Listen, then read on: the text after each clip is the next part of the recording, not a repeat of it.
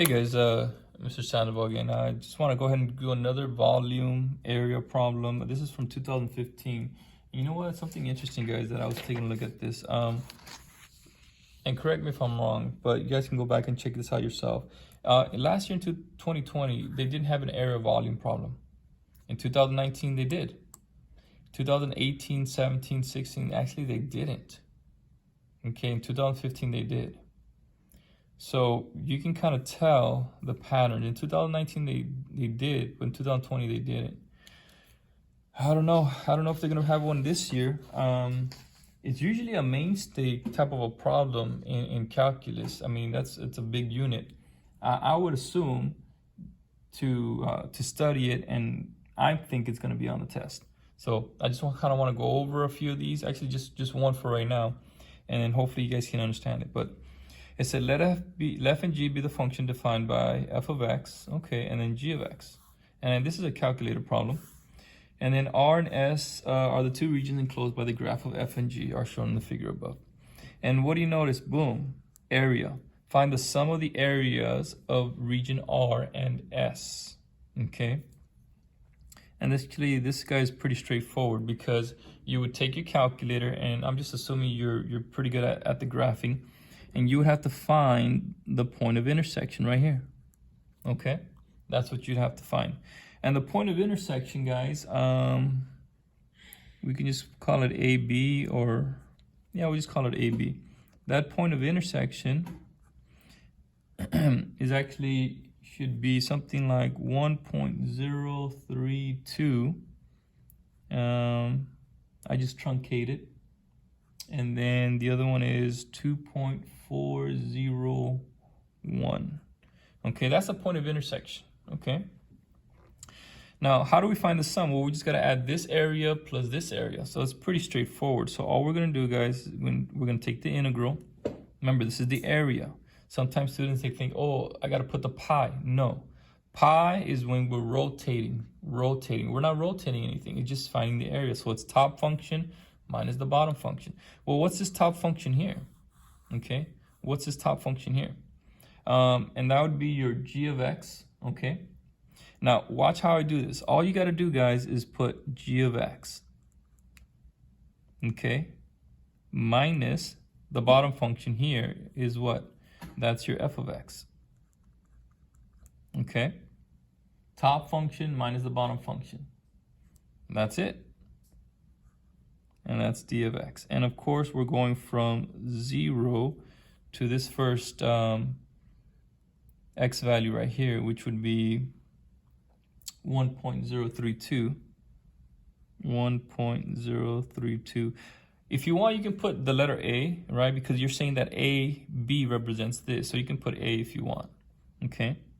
And then plus, now we go the integral from 1.032 all the way up to this x value here, which is 2, like that, okay? Now, what do we notice? The top function here is what? It's different, right? It switches.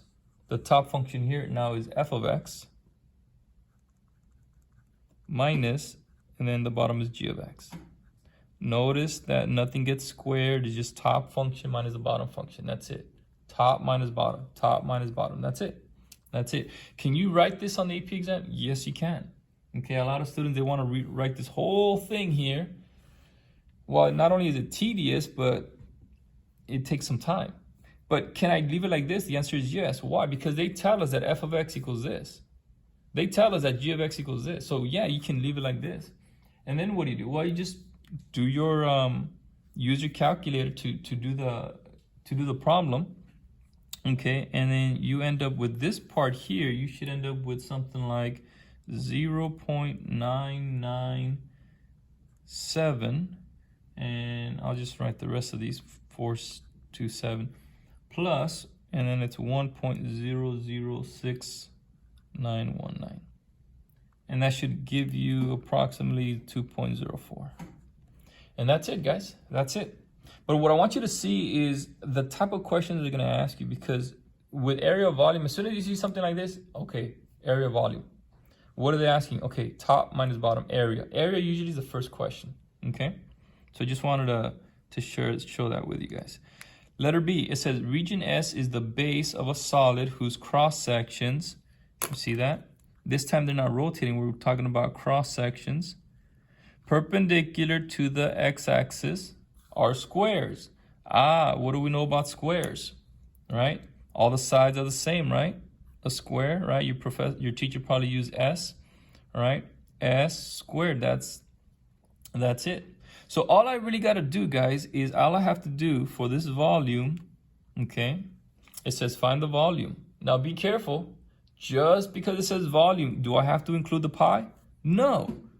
Is anything being rotated? No, nothing's being rotated. So all I got to do is I got to integrate the area, okay? Well, what's the area? Well, it's what? It's a square, isn't it? Okay. So what do? I'm going to integrate the side of that square. That's all I got to do. Okay, what's the side? Well, remember, we're talking about region S. So this part here, see, this is one side. This guy is the side of the square. And then you have another one over here coming out, sticking out right here. Okay? And then you have a bunch of those all throughout region S. Okay?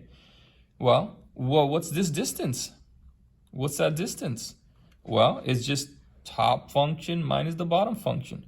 Okay, well, that's going to be f of x minus g of x. Okay? Whoops, sorry about that, guys. So it's going to be f of x minus g of x because what? Top function minus the bottom function. Okay. Okay, so that's one side. But we're going to do what? We're going to square it because what? That's the area of a square. The area of a square is what? S squared. And all I got to do is integrate it from where to where? From A to B. Well, this one we're going from A to 2. Okay. Well, I'll just put A to 2. Can I do that? Absolutely, because A, I tell them, A represents what? A represents this point of intersection. If you want to put point of intersection, that's perfectly fine. Okay, that's perfectly fine. You know, a lot of times students see these big old blank empty space and they think I got to fill it up. No, you don't. Just short, sweet, and to the point. Remember, these are math teachers, these are calculus teachers who are going to be grading this. And, you know, they understand the verbiage. Right, g of x, f of x, this is perfectly fine because, oh, they know, what's f of x? Oh, they already tell us, it's right here. Okay, and that's it, guys. That's it, that's the volume.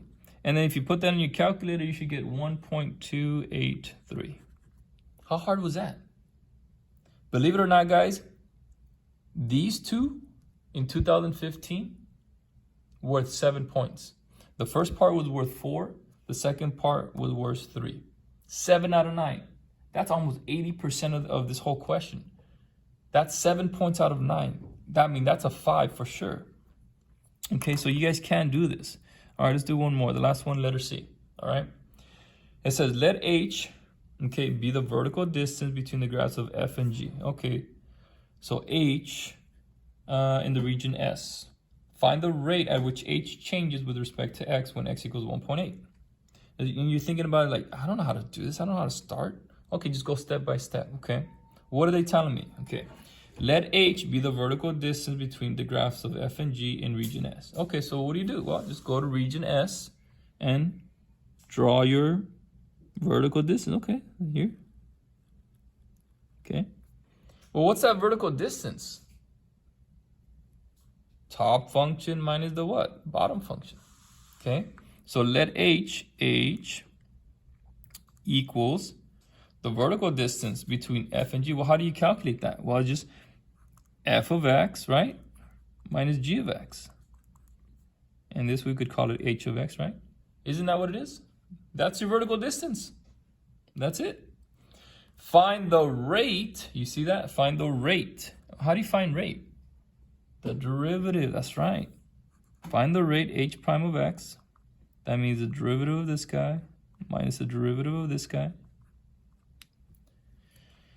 Find the rate at which H changes with respect to X, H with respect to X, when X equals 1.8. So what do I do now? Plug in 1.8. So h prime of 1.8 is going to equal to f prime of 1.8 minus g prime of 1.8.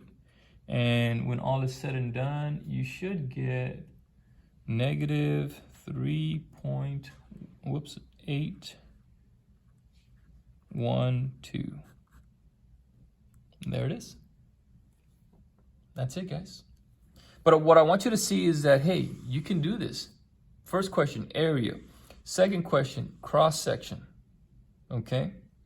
So you got to make sure you know those area, those cross sections, those volumes. Okay, guys?